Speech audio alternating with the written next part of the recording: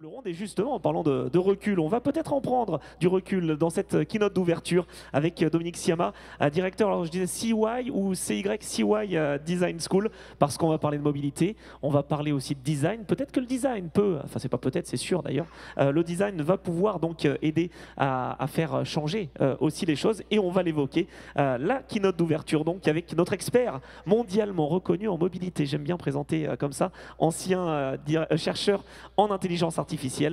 Dominique, eh ben c'est à vous pour cette keynote d'ouverture. Dominique Siama.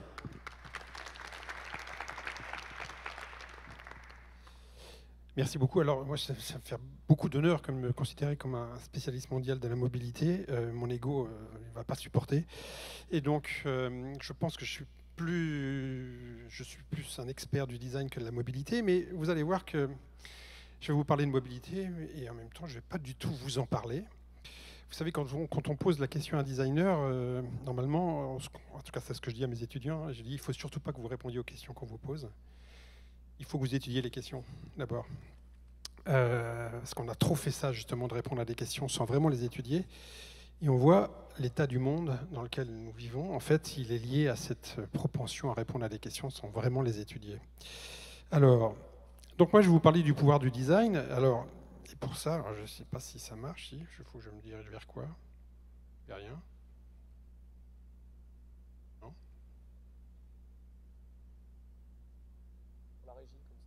Voilà. Je vais vous parler de... Je reviens en arrière, non, non ça ne marche pas du tout en fait. Hein. Si, voilà, on va y arriver. D'une mobilité à l'autre, effectivement. Alors, je vais vous parler un peu de mobilité, mais pour vous expliquer en quoi elle m'intéresse et en quoi elle ne m'intéresse pas. En quoi elle nous intéresse et en quoi elle ne nous intéresse pas. La mobilité, bah, ça commence par un berceau. D'autres moyens de mobilité comme la trottinette, le vélo cargo qui est tellement populaire aujourd'hui, mais tellement de modèles à notre disposition. Cette problématique de l'énergie qui pour faire marcher tout ça, l'électricité ou le pétrole, la mobilité, c'est aussi des choses qu'on ne voit pas, c'est des infrastructures industrielles massives avec des investissements, entre autres, dans la robotisation. Beaucoup de gens qui y travaillent, mais c'est aussi des problèmes de géopolitique, la mobilité. Qu'est-ce qu'on fait avec la Chine? Est-ce qu'on taxe à 100%, à 30%, à 60% les véhicules qui en viennent? Quelles conséquences ça a sur l'ordre du monde? C'est pas rien. Choisir l'électrique, c'est choisir d'installer des bornes, c'est choisir d'installer des centrales nucléaires aussi, pour faire marcher tout ça. C'est beaucoup d'infrastructures avec des impacts environnementaux gigantesques. Là, on est en Chine, je pense. C'est aussi pas mal d'emmerdes quand même, globalement, et ça se concrétise parfaitement avec ces embouteillages. C'est la place du régulateur qui prend des décisions qui ne sont pas forcément celles qui sont attendues par un certain nombre d'acteurs. Vous avez entendu parler de cette limitation à 50 sur le périphérique parisien. C'est des enjeux environnementaux liés à l'émission de gaz à effet de serre. C'est des problèmes de santé. C'est des accidents. Et puis c'est une fin annoncée. Voilà, c'est-à-dire que du berceau au cercueil, voilà quel est le parcours de la mobilité qui nous intéresse ici. Alors pourquoi je vous parle de ça? Pour vous dire finalement que la mobilité, c'est une question qui intervient dans nos vies. Et plus globalement, qui intervient dans quelque chose qui relève du système, où il n'y a pas que les problèmes de mobilité. Les problèmes de mobilité, les enjeux de la mobilité, les opportunités de la mobilité, ça s'inscrit dans quelque chose de beaucoup plus large, et en particulier dans un monde qui est dans un état un peu particulier, dans lequel il y a un réchauffement climatique qui menace l'existence même de l'humanité, une biodiversité qui est largement menacée, des inégalités sociales qui sont patentes, on n'a jamais créé autant de valeur, jamais aussi mal partagées, la place des femmes, avec MeToo en 2017, qui vient percuter le modèle patriarcal dans lequel nous vivons, la place des jeunes, qui aimeraient bien pouvoir aussi jouir du monde comme leurs grands-parents, qui réclamaient, vous savez, c'était un des slogans de mai 68, il faut jouir sans entrave. C'est ce qu'on a fait. On a joui sans entrave. Et voilà pourquoi le monde est dans l'état dans lequel il est. Et puis, des problèmes de géopolitique. Quand vous voyez ce qui se passe en Ukraine, ça démontre quoi? Ça démontre que le doux commerce, ça ne suffit pas pour transformer les dictateurs en gens sympathiques et qui vont migrer vers la démocratie simplement parce qu'ils commercent avec vous. Ça ne marche pas. Bref, le monde est dans un état assez catastrophique. Et en fait, pourquoi il est dans cet état? Parce qu'on vient d'un monde qui a été construit, un monde ancien, qui est un monde qui est construit sur un rapport matériel à tout ça, évidemment, un monde qui est pyramidal dans son approche d'organisation et d'exercice du pouvoir, avec des enjeux qui étaient très locaux avant, c'est-à-dire que la notion de frontière existait, un monde où le régulateur avait quelque chose à dire, hein, l'État pouvait dicter les règles du jeu, un monde fermé, les frontières avaient des vertus, elles avaient aussi des inconvénients, mais des vertus, et entre autres celle de permettre la régulation. Mais c'est un monde où les gens étaient peu éduqués, passifs, consommateurs. Et le monde dans lequel on va, en tout cas on devrait aller, c'est un monde où l'immatériel a fait irruption, un monde où la figure du réseau s'est imposée plutôt que la figure de la pyramide, un monde où les enjeux locaux et les enjeux globaux sont absolument indissociables, c'est impossible de penser ça sans les penser en même temps, un monde totalement dérégulé, dérégulé, où vous pouvez avoir des entreprises qui sont plus puissantes que les États et qui peuvent se permettre de ne pas payer leurs impôts, par exemple.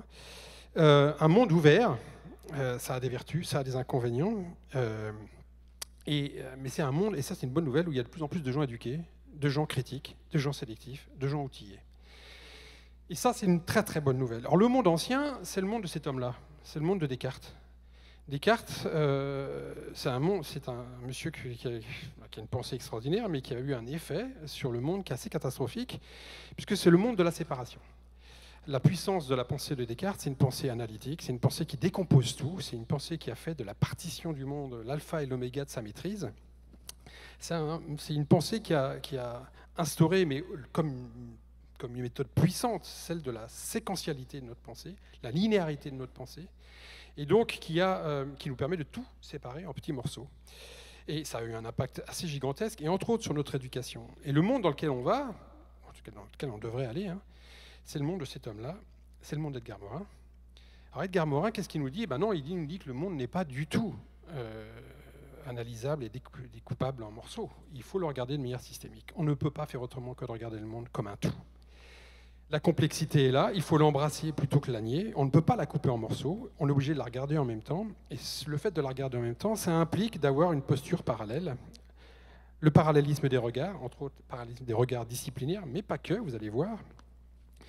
Et un monde où la linéarité est remplacée par le réseau.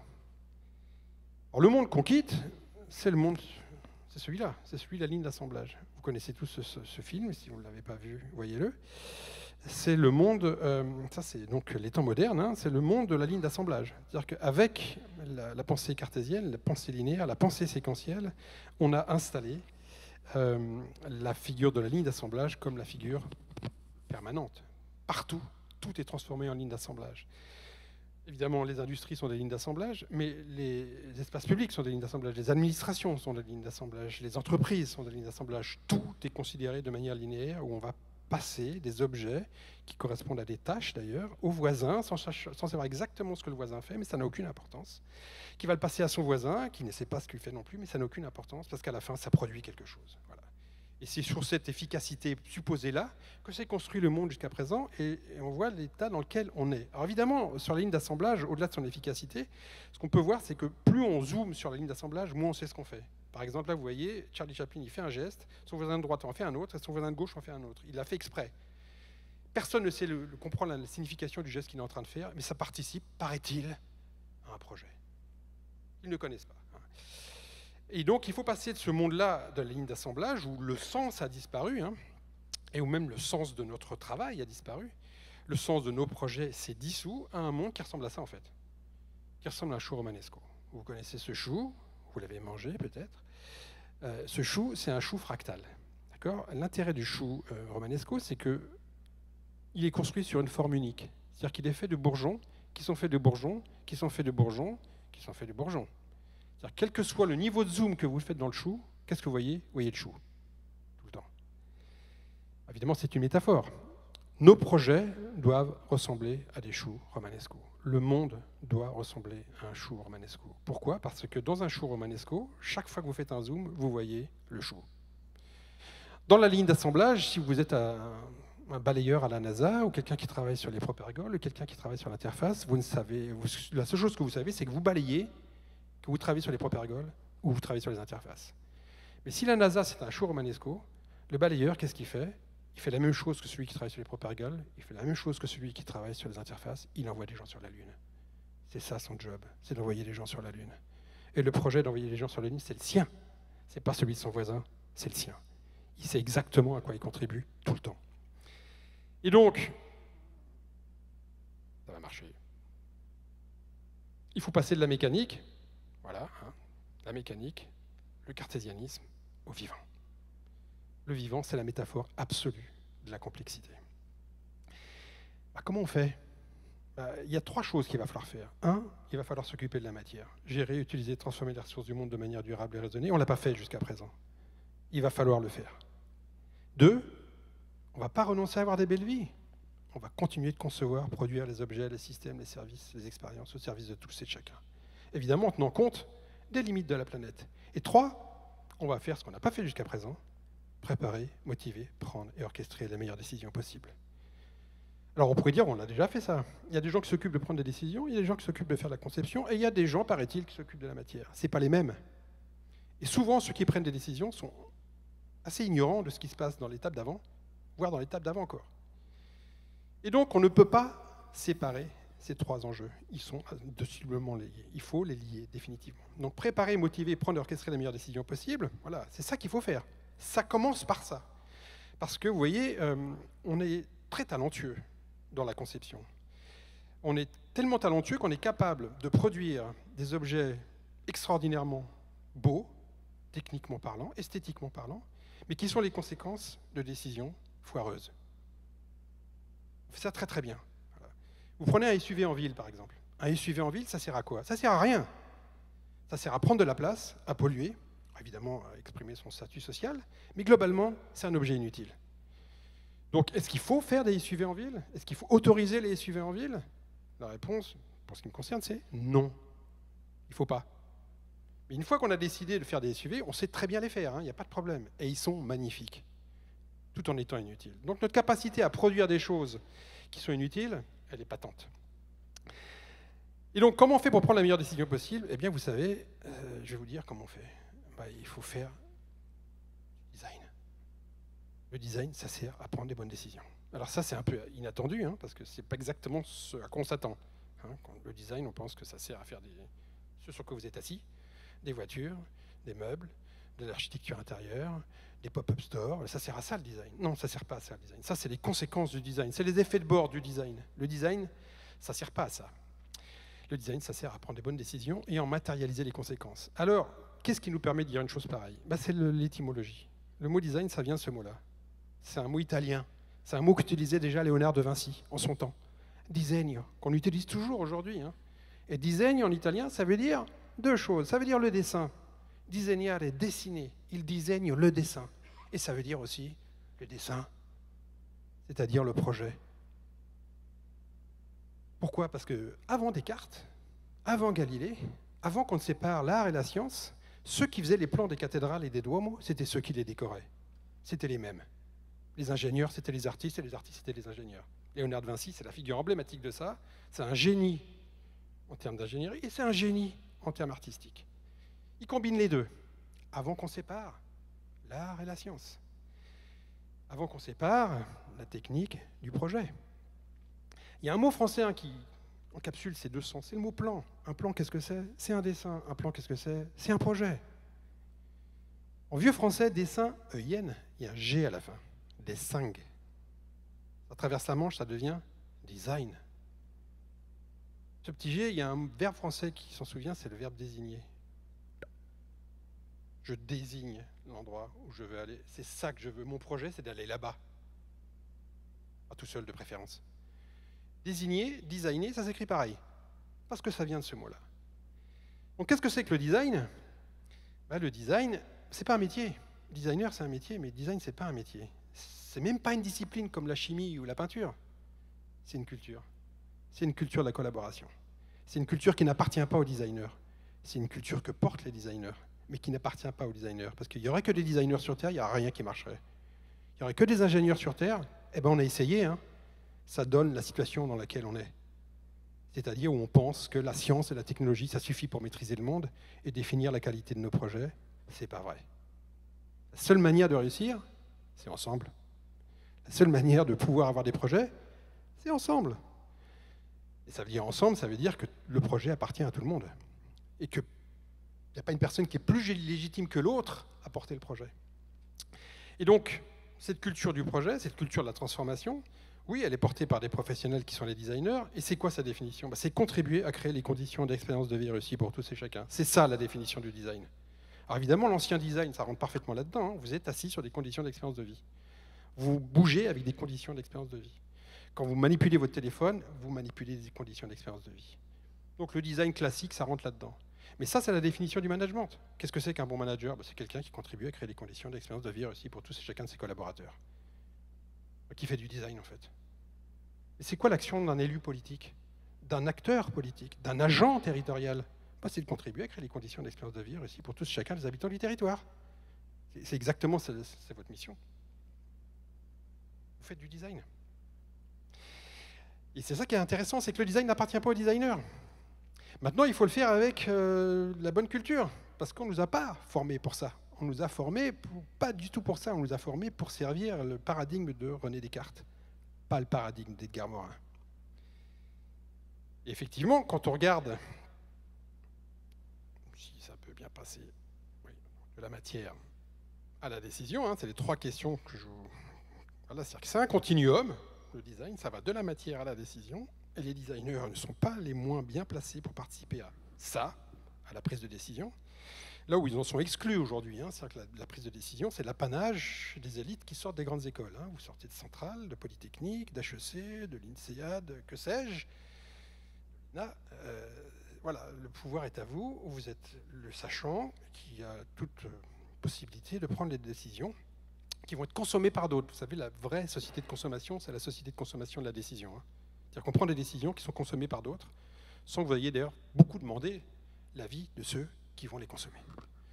Et c'est ça qui va tout changer avec le design, c'est que tout d'un coup, vous allez devoir prendre en compte tout le monde.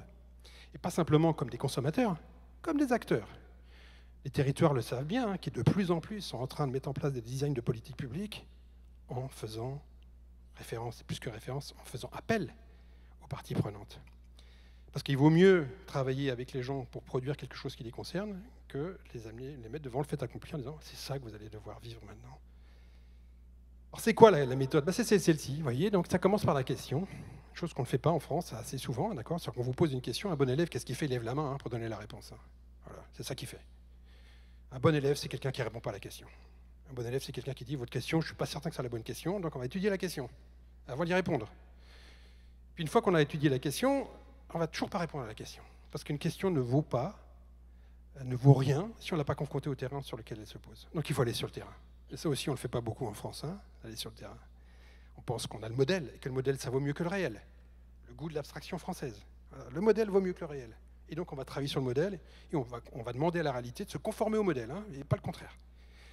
Non, il faut aller sur le terrain, et puis peut-être abandonner ses préjugés, et puis vous faire apparaître des problèmes. Une question redéfinie, une observation, des problématiques. Une question, 10 problématiques. La problématique, après, il faut se mettre à trouver des solutions. Pour trouver des solutions, il ne faut pas prendre la première solution venue. Il faut en imaginer plein. Donc la créativité, là aussi, pas très fort. Dans nos écoles d'ingénieurs et de management, pas très bon. Parce qu'on pense qu'il n'y en a qu'un seul chemin. D'accord? Et en règle générale, c'est la première réponse qui vient. Et donc, je ne suis pas gentil avec les écoles d'ingénieurs de management, mais elles sont en train de changer. Et puis derrière, ces idées-là, il va falloir les tester, parce que ça ne sert à rien d'implémenter un truc en disant ça va marcher. Il vaut mieux le tester. Puis quand vous l'avez testé, alors peut-être là, vous pouvez vous dire, OK, on va implémenter ça, on va le développer, on va le finaliser, on va le mettre en scène, on va raconter les histoires qui permettent de le partager, de l'expliquer, de le vendre, de le mettre en place. Et puis derrière, de le partager. Et pour ça, on va faire appel au dessin, parce que le dessin, c'est quelque chose d'exceptionnel, non pas dans la capacité justement à représenter, simplement à partager. Partager mieux un dessin qu'un discours. Vous laissez plus de place à la collaboration dans un dessin que dans un discours. Il y a plein de vides dans un dessin qui peut être rempli par les gens qui le regardent. La créativité, évidemment, la collaboration, Les parties prenantes sont les vraies parties prenantes, c'est-à-dire qu'ils sont les co-créateurs de ce que vous êtes en train de faire pour eux. La sensibilité, c'est-à-dire qu'il n'y a pas que la raison, il y a des choses qui relèvent des imaginaires, il y a des choses qui relèvent des peurs, il y a des choses qui relèvent de l'irrationalité qui doivent être prises en compte. Nous ne sommes pas des petits robots, il y a des choses qui nous font bouger, que nous ne comprenons pas, et qui pourtant il faut prendre en compte. Nos corps, on oublie souvent le corps. Alors, la mobilité, il vaut mieux pas l'oublier, mais nos corps sont déterminants dans nos expériences. C'est ça la méthode. Alors, il y a un travail qui a été fait, si on revient dans le monde de l'entreprise, par le Danish Design Council, le Conseil national du design danois, qui a essayé d'évaluer la maturité des entreprises en matière d'adhésion au design, d'incorporation du design. Et il y a 4 marches. Il y a la première marche, il n'y a pas de design du tout. Bon, il y a beaucoup d'entreprises qui sont dans ce cas-là, beaucoup d'organisations humaines qui sont dans ce cas-là, des collectivités, des associations, des institutions, des entreprises, où il n'y a pas de design du tout. La deuxième étape, c'est le design comme style. Voilà, c'est-à-dire qu'il y a un peu de design, mais c'est juste pour mettre un peu de beauté, soi-disant. Là, on va travailler sur le packaging de ça, sur le logo qui tourne en 3D, sur le petit ruban qu'on va rajouter au truc, mais globalement, dans la conception, pas de design. Troisième marche, ça commence à devenir sérieux, le design comme process. Typiquement, vous appelez Seb, vous appelez Moulinex, vous appelez Renault, vous appelez Stellantis, vous avez intérêt à faire du design, parce que ça va être compliqué sinon de vendre vos produits. Et donc le design est intégré dans les process, vous avez des designers, vous travaillez avec des agences de design, le design est intégré dans le process. Et puis le quatrième, qui est l'ultime, c'est design à strategy. C'est-à-dire que le design, il est au niveau du board, il est au niveau de la direction de l'entreprise ou de l'organisation. Vous avez un VP design, typiquement Apple, voilà, c'est l'exemple même. Mais aujourd'hui, tous les constructeurs automobiles ont un VP design, tous. Pas beaucoup d'entreprises qui l'ont. Je ne sais pas si MMA a un VP design. Il faut l'embaucher. Et on peut se dire, c'est génial, le design est arrivé au niveau stratégique, on est dans l'étape ultime. Non, il manque une marche en fait. Parce que vous pouvez avoir une stratégie qui peut avoir un impact, tu parlais d'impact tout à l'heure, catastrophique. Vous vous appelez Total par exemple, ou Monsanto, vous pouvez vous dire, mais le design c'est un truc génial, on va l'intégrer au niveau stratégique, on va pouvoir vendre plus de Roundup, on va pouvoir faire plus de ci, plus de ça. Pas forcément bénéfique pour l'humanité, donc peut-être qu'il manque une 5e marche. Et la 5e marche, c'est Design as Politics. C'est-à-dire qu'il n'y a pas d'autre projet pour nous que celui de créer les conditions pour vivre ensemble. Il n'y en a pas d'autre. Il y en a 0 autre. Sauf dans un monde où on pense que le bonheur, il est mécanique. Et qu'il suffit de faire des trucs pour que ça génère du bonheur. Bon, ça, on a démontré que c'était mort, que ça ne marche pas. Cette idée d'un progrès qui serait un bonheur, qui est un progrès mécanique, ça n'existe pas. Le seul progrès possible est un progrès politique. Il n'y en a pas d'autre. C'est-à-dire qu'il faut penser les conditions de notre vivre ensemble et ne pas considérer que c'est parce que nous produisons de la science que ça va produire du bonheur, automatiquement. C'est pour l'avoir cru qu'on est dans l'état dans lequel on est. Et donc, ce sera ma conclusion, première chose, c'est qu'il nous faut réunir ce qui a été séparé. Il nous faut réunir des savoirs, des gens, des enjeux, des territoires, tout. Il nous faut réunir ce qui a été séparé, être capable d'accepter d'avoir une pensée complexe, qui nous oblige à collaborer, parce qu'on ne peut pas tout savoir, c'est impossible, qui nous oblige à nous faire confiance, qui nous oblige à être indulgents, parce qu'on peut se tromper, bref, qui nous oblige à vivre ensemble, parce que c'est ça, le vivre ensemble, c'est cette capacité à la fois avoir des règles et à avoir cette indulgence les uns pour les autres, se remettre à travailler sur l'intérêt général plutôt que sur l'intérêt particulier. Et pour ça, il nous faut redevenir des animaux politiques. C'est ça le seul projet qui est devant nous. Alors pourquoi je dis ça? Pour acter que nous sommes des animaux. Nous sommes des animaux, nous sommes partie prenante du vivant. C'est parce que nous sommes partie prenante du vivant que nous allons pouvoir prendre en compte ce vivant, et parce que c'est la condition de notre propre vie. Nous sommes des animaux politiques, c'est juste une référence à Aristote. Voilà. Aristote nous dit l'espèce humaine est la seule espèce animale politique. C'est la seule qui se donne des règles de vie communes. Il n'y en a pas d'autres. Voilà. Alors si on l'est, pourquoi il faudrait le redevenir? Parce qu'il y a 270 ans, on a acheté l'idée que le bonheur était mécanique. Que le bonheur, le progrès, c'est quoi? C'est un train, il est sur des rails, et puis il y a une locomotive, et puis dans la locomotive, il y a une chaudière. La chaudière, on met de la science se transforme en techno, les technos en process, les process en objets, les objets en bonheur. Et il suffit de remplir tout ça, la locomotive, la chaudière avec ça, et ça va bien. Vous achetez votre billet, vous achetez à votre place, vous asseyez à votre place, il n'y a rien à faire, il n'y a pas à conduire, rien du tout. Hein. Et on va vers un avenir radieux. L'avenir radieux, ça s'appelle un mur, et on va se fracasser dessus. La seule manière qu'on n'ait pas à se fracasser dessus, c'est qu'il faut sortir des rails, il faut dérailler, il faut se remettre à conduire. C'est juste ça, hein, il n'y a plus de rails, hein, donc il va falloir qu'on conduise. À droite, à gauche, on freine, on accélère, on retourne en arrière, on change de véhicule, on passe dans la 5e dimension, je ne sais pas, mais on prend des décisions. Voilà. Et à partir de ce moment-là, on aura peut-être les moyens de reprendre le contrôle de nos vies, personnelles comme collectives. Ça sera la démonstration de quoi ? Du pouvoir du design. Et c'est en commençant ça qu'on pourra espérer alors qu'une nouvelle culture hégémonique, celle de l'intérêt général, celle de la collaboration, sera effectivement au pouvoir. Et dans ce cas-là, on passera du pouvoir du design au design au pouvoir. Et on pourra peut-être avoir un avenir dans ces cas-là. Je vous remercie.